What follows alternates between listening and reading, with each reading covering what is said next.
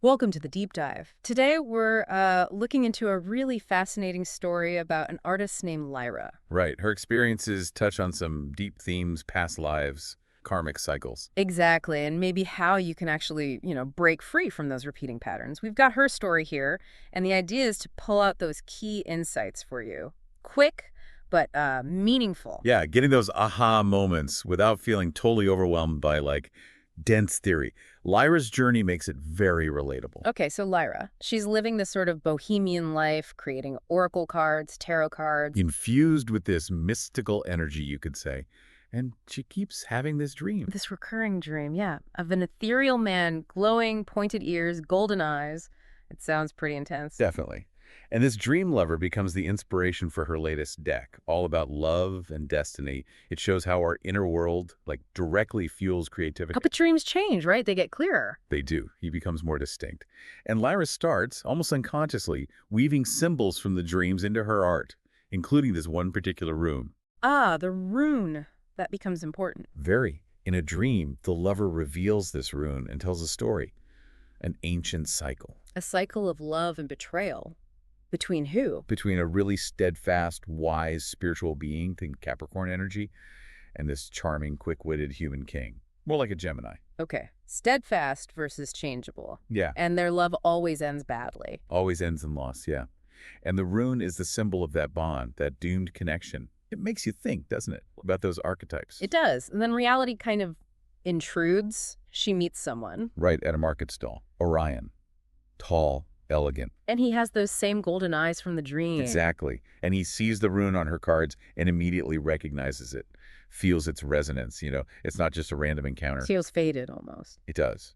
Orion knows things. He reveals the rune is way older than human history, tied to this legend. The same legend, the king and the celestial being. The very same. The eternally bound souls, the cycle of love, the king's fickleness, the celestial's loyalty. Wow, and he connects it to Lyra? He suggests it's in her bloodline, tied to her ancestry somehow, which, raises big questions about family patterns. So Lyra starts looking into that. Yeah, and she starts having these flashes, like fragmented memories. Past lives, maybe? And her family history, does it back this up? She finds this recurring symbol, similar to the rune in old family archives. Hints of a mystical heritage, And a pattern. a definite pattern. Female ancestors, artists, passionate love affairs, followed by betrayal and loss. There's even a diary from a Renaissance ancestor mentioning a celestial lover. It's like the legend is echoing down through her family line. Precisely. So, Lyra takes the next step.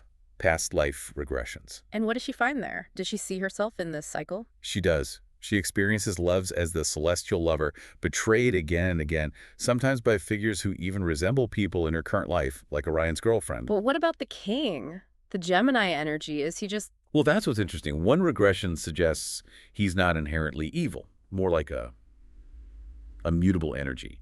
Restless, afraid of intimacy, unintentionally causing pain because he just can't stay committed. So it's the dynamic, the Capricorn's unwavering loyalty hitting the Gemini's fleeting nature over and over. Exactly. And Lyra sees herself as the Capricorn in this. She understands her own pattern, why she's drawn to that Gemini energy, like Orion. That's a huge realization that breaking the cycle means changing herself. It's all about agency, isn't it? Not trying to fix the other person, but healing your own wounds, cutting those codependent ties. So she confronts Orion. Yes, in Paris. And he admits it. He feels the rune. He knows the cycle. He's been trying to suppress it. He knows he's part of it too. He reveals he's also a reincarnation of the Gemini king. Drawn to her, the Capricorn's love, but haunted by the past. It's complicated. A fragile moment of understanding, maybe. A chance to choose differently. Potentially. But patterns are hard to break. Orion's girlfriend, Seraphina, gets involved. Threatening Lyra. Yeah, he launches a smear campaign because Lyra's getting successful. But Lyra handles it differently now, uses her spiritual strength, creates new cards about facing shadows with compassion. It works. It backfires on Seraphina. Lyra's inner strength really shines through. She's not just reacting anymore. So another confrontation with Orion. Like a tense one. They really face their shared history, the pain. And crucially, Lyra owns her part, recognizes she chose partners like this before. And she uses her art, her practices to heal herself. Actively challenging those old beliefs. It really underscores how vital self-awareness is. Then comes forgiveness, which is often the hardest part. Incredibly hard. Yeah. She works on forgiving Orion and not excusing him, but releasing her own resentment. She even finds compassion for Serafina, seeing her pain. That's powerful, connecting even with the antagonist. It shows real transformation. Forgiveness unlocks things. And this self-forgiveness, this work, leads to what? Breaking the cycle. It leads to self-acceptance, empowerment. You see it in her art, her life. She meets someone new, Anthron. She understands the cycle isn't fate. It's a pattern she can change with choice, with self-love. And there was another symbol, a ruby. Yes, a ruby symbol appears in her dream, signifying breaking karmic bonds. It's like the final key, confirming her agency. She can rewrite the story. So Lyra's journey really shows us that path, recognizing the cycles, doing the inner work, realizing you have the power to choose differently. Absolutely. Aha moment is seeing your own agency, even within what feels like fated connections or deep patterns. It highlights that while these cycles might feel ingrained, self-compassion and conscious choice really are the tools for shaping a different future. Definitely. It's about taking responsibility for your own resonance, you could say. So here's something to think about.